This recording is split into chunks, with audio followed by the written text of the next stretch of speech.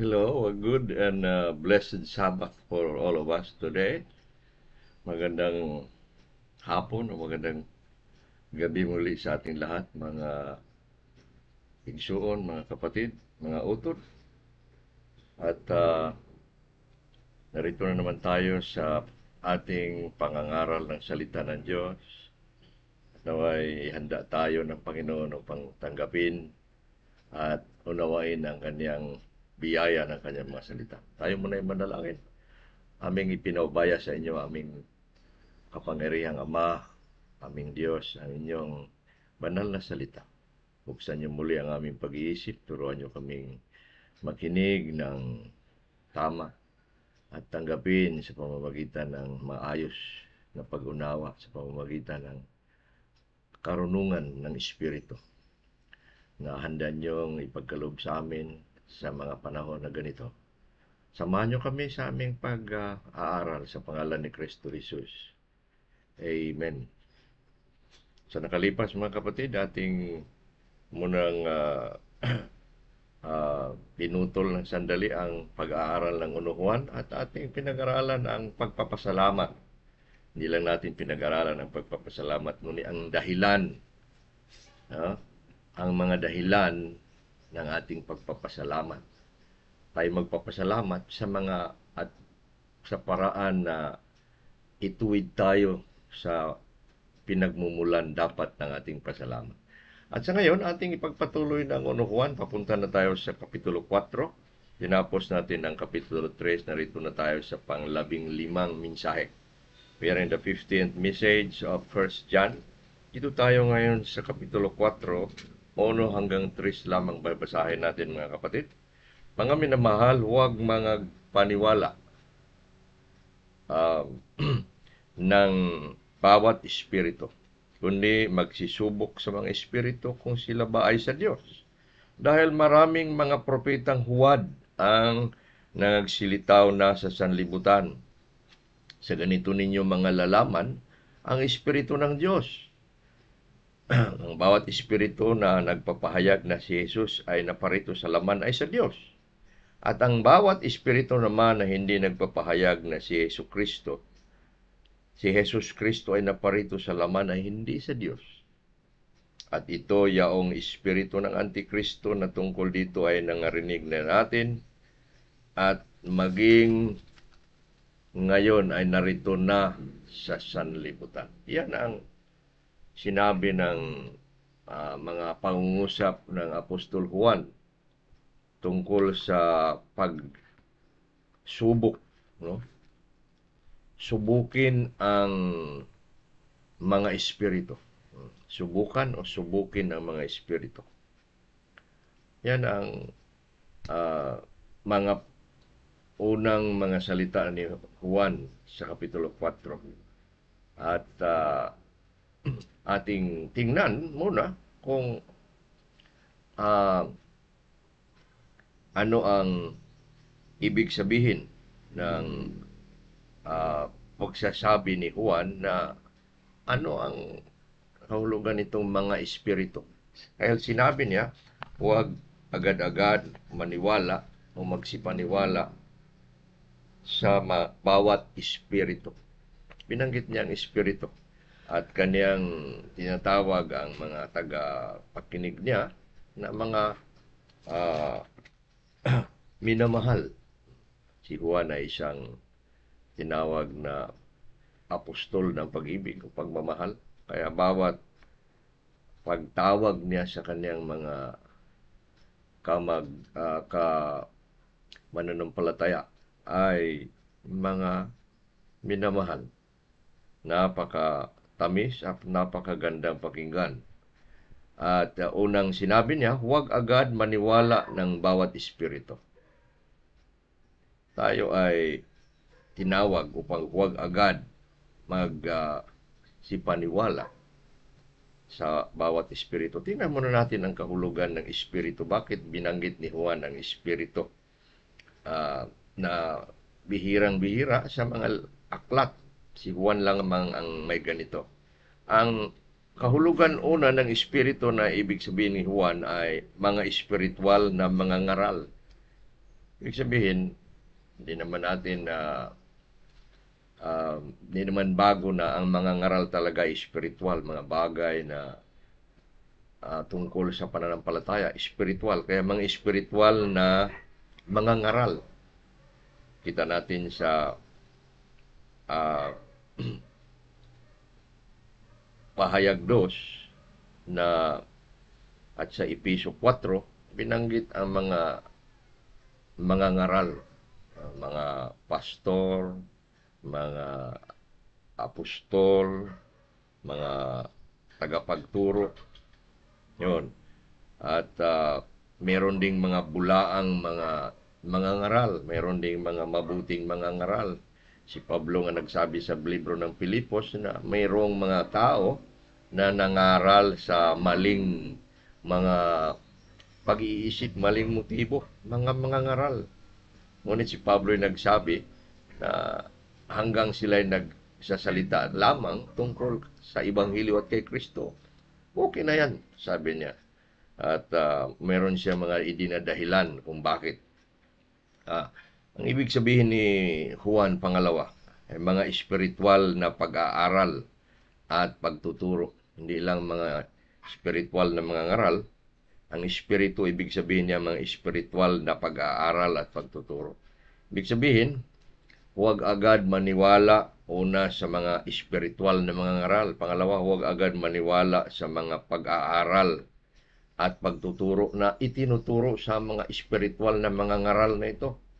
Sa pahayag, makikita mo ang mga pagbanggit ni Juan ng mga iglesia. Ang Apostol Juan din na sumulat sa 1 Juan. Siya rin ang sumulat sa aklat ng pahayag at binanggit niya ang iba't ibang mga pag-aaral at pagtuturo ng mga taga Nicolita, mga pangkat ni Balaam, maraming ganoon. Pangatlo, mga pangkat o samahan o katipunan ng mga ngaral. Yan ang ibig sabihin ng mga espiritu.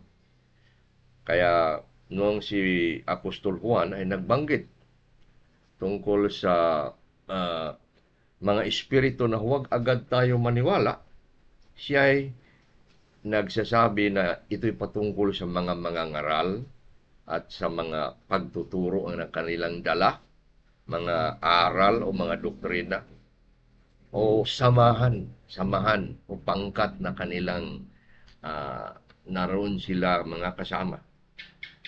Kaya ang unang babala ni Juan, ang unang tawag ni Juan sa kanila noon na gawin sa Kapitulo 4 ay huwag agad magsipaniwala ng bawat espiritu. Pangalawa, tingnan natin, huwag agad maniwala ng bawat espiritu. Anong ibig sabihin niya ng sinabing huwag agad maniwala ng bawat espiritu? Ibig sabihin ni Juan na huwag agad tatanggap ng mga aral sa mga ngaral. Tanggapin natin ang mga ngaral sa mga kasama natin. Pero kung minsan, kung hindi natin kilala, kahit kasama natin na grupo, maaaring magdalawang isip tayo. Nangailangan tayo ng kaalaman at karunungan. Huwag agad tatanggap ng mga aral sa mga ngaral. Pangalawa, ang ibig sabihin na huwag agad maniwala sa bawat espiritu. Kung maaari, huwag agad makinig sa mga aral ng mga ngaral na hindi mo kilala. Nanood ka sa YouTube channel, nanood ka sa Facebook, di ba? Ang daming mga pinapakita. Huwag agad. Nangailangan tayo ng karunungan na alamin. Nagbabala si Juan, huwag agad maniwala ng bawat espiritu, ng bawat mga ngaral, ng bawat aral, ng bawat mga pangkat ng pangangaral. Ipinayo nga ni Apostol Juan sa pangalawang Juan 11, 2 John 11. Sinabi niya na pag may mga ngaral na lalapit sa ating bahay, papasok at magdala ng mga aral na hindi aral na itinuro sa atin, huwag niyong papatuloyin. Marami yan ngayon, di ba? Maraming papasok na mga nagmumula sa iba't ibang relihiyon, kakatok sa iyong bahay. Sila ay magdadala ng mga ganitong babasahin, mga aklat. Marami yan. At itinuro na kapag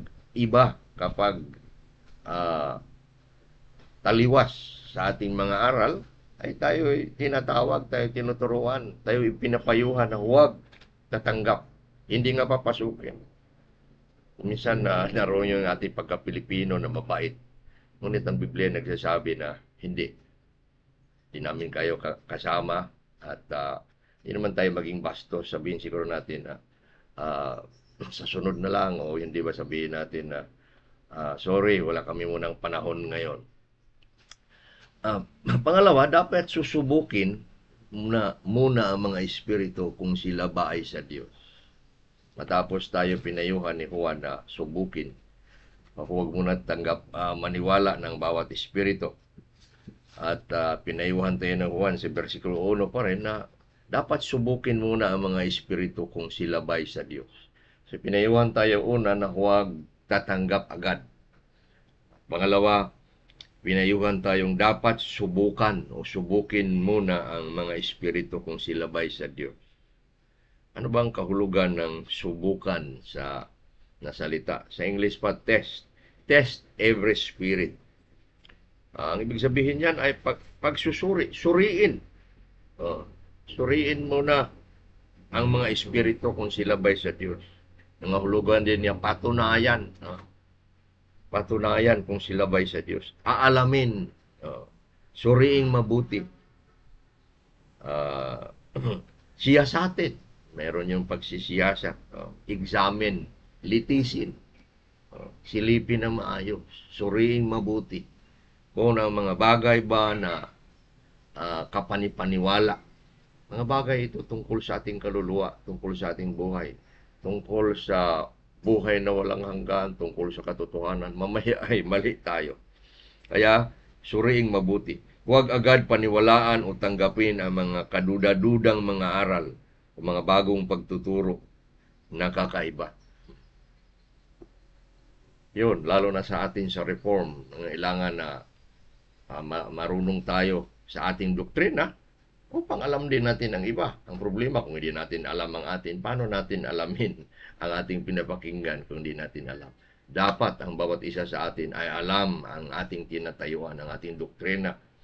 Alam natin ang katuruan ukol sa kaligtasan, katuruan ukol sa kasalanan, ukol kay Kristo, ukol sa banal na Espiritu.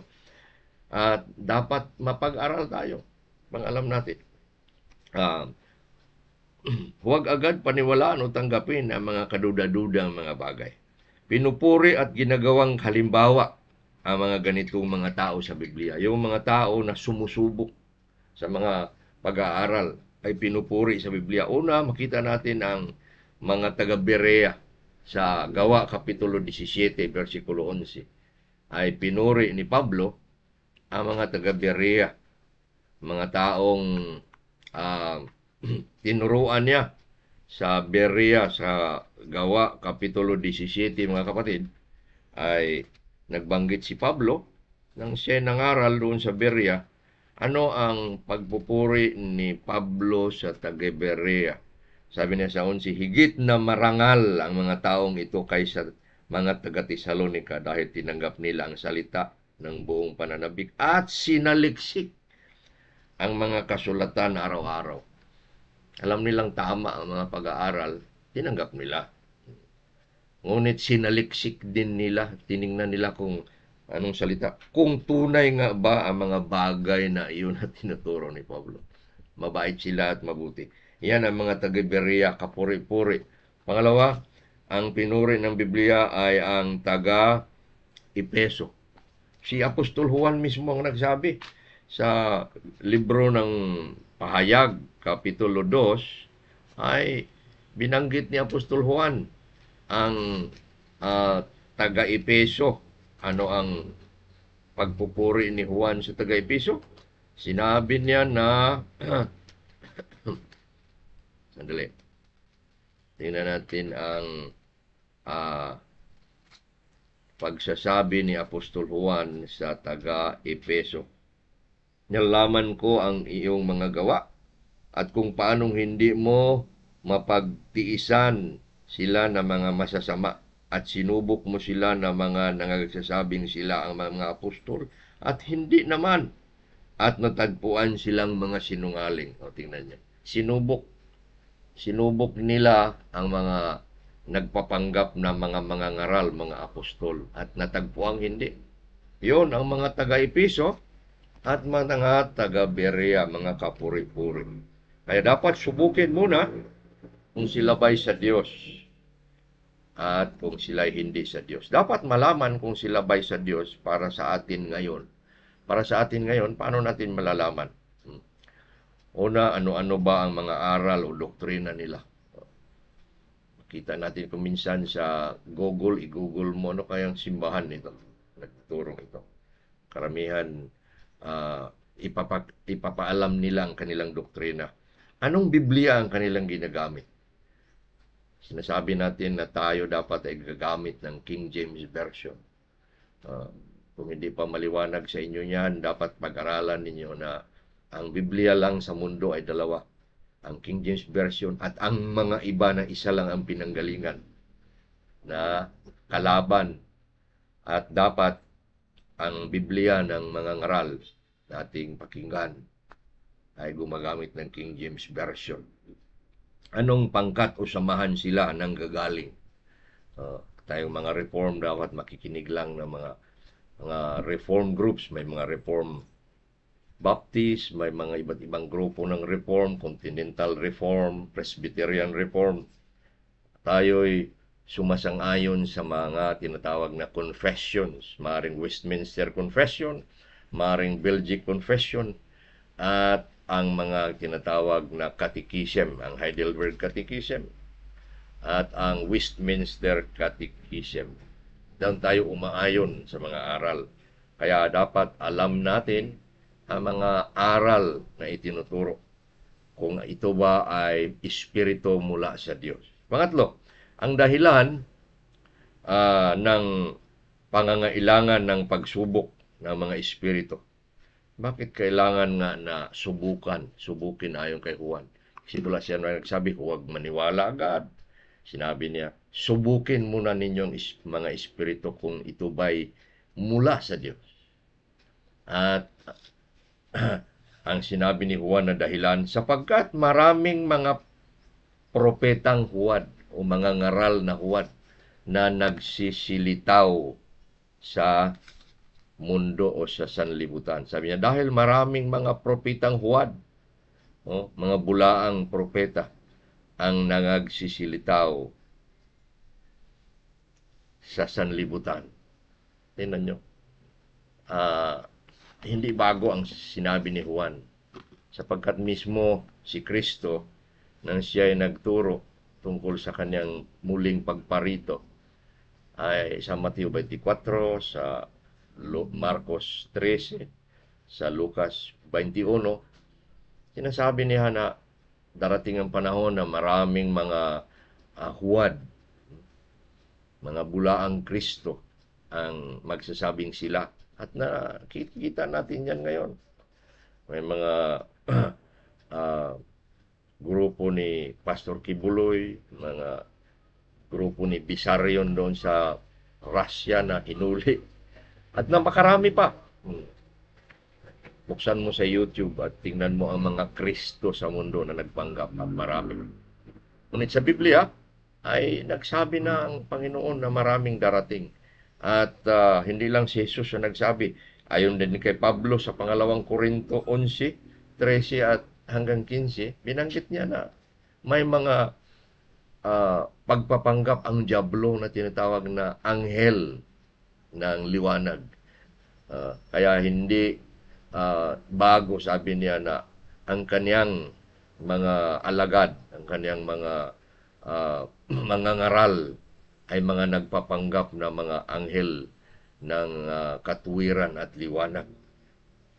Ganon din ang sinabi ni Pedro sa pangalawang Pedro, Kapitulo 2, versikulo 1 hanggang 3.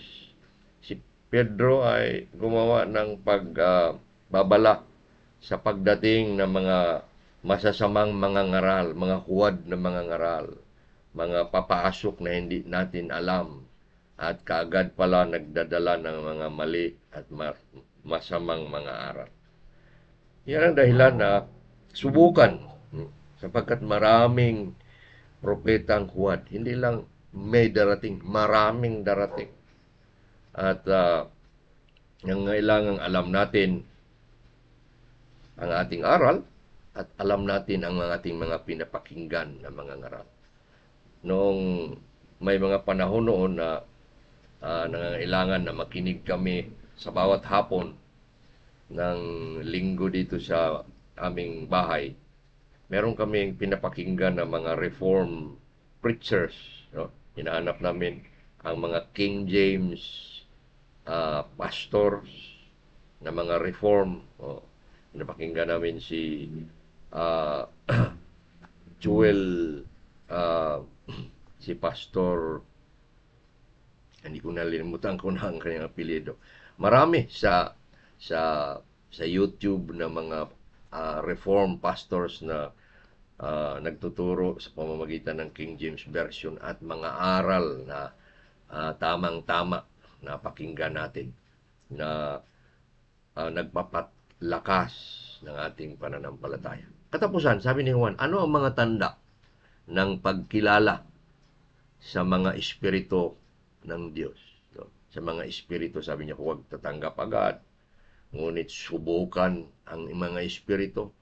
Ano ang positibo at negatibong tanda na sinabi ni Juan sa versikulo 3? Sa versikulo 3 sabi niya, at ang bawat espiritu, 2 at 3 pala, sa ganito ninyo mga lalaman ang espiritu ng Diyos. Ang bawat espiritu na nagpapahayag na si Kristo ay naparito sa laman ay sa Diyos. At ang bawat espiritu na hindi nagpapahayag na si Kristo ay naparito sa laman ay hindi sa Diyos. Dalawa lamang na positibo at negatibo. Sabi niya, ang paraan na malalaman natin na ang espiritu ay huwad na hindi sa Diyos ay nagpapahayag na si Kristo, una, positibo, naparito sa laman. Siya, yan ang aral na yan, ang espiritu na yan ay mula sa Diyos. That Christ has come in the flesh. Alam niyo, sa panahon na yun, bakit kasi ganito ang kasimple ang pagsasabi ni Juan? Sapagkat sa panahon yun, napakalaganap ang mga Gnostics. Mga Gnostics, walang sila positive, negative sila diretso. Ang sabi nila, ang espiritu daw ay mabuti at ang laman ay masama. Yan ang aral ng mga Gnostics. Si Kristo hindi pumarito sa laman. Yan ang sabi nila. Kaya pag hindi daw si Kristo pumarito sa laman, sabi ni Juan, mga Gnostic sila, mga hindi sila mula sa Diyos. Sa kanilang konteksto noon, kaya huwag natin hatulan si Juan. Bakit kaagad yan lang ang kaniyang pagsasabi na kaalaman na ano ang espiritu na mula sa Diyos? Sabi niya, ang mga nagsasabi, nagpapahayag na na si Kristo ay naparito sa laman. Kung analysin mo ang pagsasabi na yan, na si Kristo ay naparito sa laman, ibig sabihin si Kristo ay naging tao. Si Kristo ay nag-anyong tao. Ang Jesus na mula sa langit ay naging tao. Nagkatawang tao ayon sa Juan 1:14. Yung sinasabi sa English na reincarnation, si Kristo ay naging tao. At ang naging tao ay sumunod sa Ama. Siya ay bumaba upang gawin ang kalooban ng Ama. Upang ang mga tao na ibinigay sa kanya ng Ama ay kaniyang ibigay rin ang kaniyang sarili sa kanila. At sinabi niya, lahat ng ibinigay mo sa akin ay lalapit sa akin. Kaya napakahalaga na si Kristo'y naparito sa laman.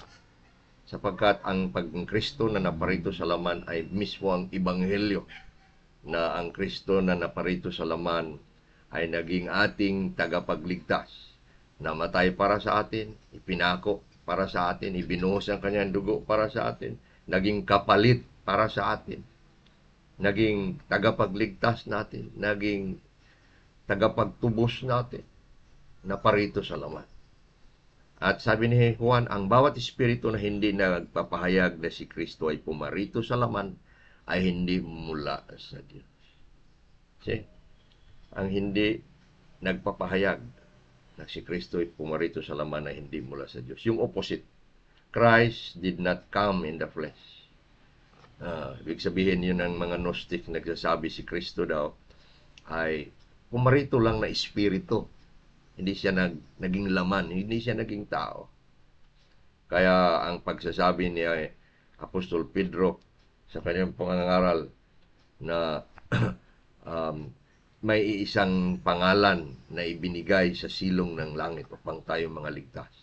Yan ang pangalan ng Kristo na pumarito sa laman. Yung nagsasabing hindi pumarito sa laman, ay si Kristo hindi binigyan ng ganong pinakamataas na pangalan sa lahat ng pangalan. Kaya ito ang aral na ibinigay ni Apostol Juan sa atin. Gawa tayo ng summary, ibig sabihin na sa mga pag-aaral natin, kahit sa akin na nagtuturo sa inyo, pwedeng i-apply nyo ito. Pag-aralan nyo ang aking itinuturo. Pag-aralan ninyo mga bagay na aking sinusulat. Mari. At subukin ninyo kung mga tunay bang aral ang mga tinuturo po. At ngunit ang aral na yan, ito ay itinutumbok talaga doon sa mga hindi kasama. Hindi mo tagapagturo, hindi mo pastor sa simbahan. Ang mga pagtuturo na ito ay at tinatawag tayo na kung may mga panahon na tayo makinig sa mga ibang pag-aaral o sa ating cellphone o sa ating pakikinig sa YouTube o ating pakikinig sa television o papunta tayo sa ibang church, iniimbita tayo. May mga pag-aaral, may mga pagtuturo na ginagawa. Huwag tayo agad-agad maniwala. Sabi at ang payo, ang subukan. Subukin mo na kung sila'y mula sa Diyos. Subukin ang Espiritu. Isang paraan yan tayo manalangin. Kung may Biblia tayo, buksan natin ang ating Biblia. Pag-aralan natin sa bahay. Nangailangan lamang na tayo sa aral na ito ay matuto na tingnan ang ating mga aral, alamin ang ating mga aral. Yan ang itinuturo sa aral na ito, na tayo ay mga taong marunong sa ating mga pinag-aralan. Marami na tayong pinag-aralan. Ang unuhuan lang, nagturo na ako ng 15 aral. Simula ng 2020, ng buwan ng Setyembre o Agosto, nangaral ako hanggang sa 21, 22, 23, 24. Umaabot na sa mga 200 mensahe ang itinuturo ko. At naway natuto tayo sa mga tamang aral. At kung may mga mali mang aral na ituturo, tingnan natin. Sapagkat tinuruan tayo na subukin muna natin ang mga espiritu, ang mga aral, ang mga mangangaral, at ang mga pangkat na mga mangangaral kung saan sila. Purihin ng Diyos sa pag-aaral na ito, tayo manalangin. Aming ipinagkatiwala, O Diyos, aming ibinibigay ulit sa inyo ang papuri sa mga bagay na itinuturo nyo sa amin. Turuan nyo kami na sa inyong kapangyarihan at sa inyong karunungan ay matuto kaming magsiyasat sa mga bagay na aming naririnig na itinuturo sa amin. Naway sa karunungan na nagmula sa inyong espiritu, matuto kaming matuto naming alamin ang aming mga bagay na tanggapin na magiging kabahagi sa aming pagkatao, sa aming panampalataya. Purihin ka sa paraan na ito na nagbabala sa amin, nagtuturo sa amin sa tamang pagtanggap, sa tamang hilala ng aming mga aral alang-alang sa inyong kapurihan. Dalangin namin ito sa pangalan ni Kristo Jesus. Amen. Purihin mo ka ang Diyos, mga kapatid, hanggang sa sunod nating pagtatagpo at pag-aaral. Salamat.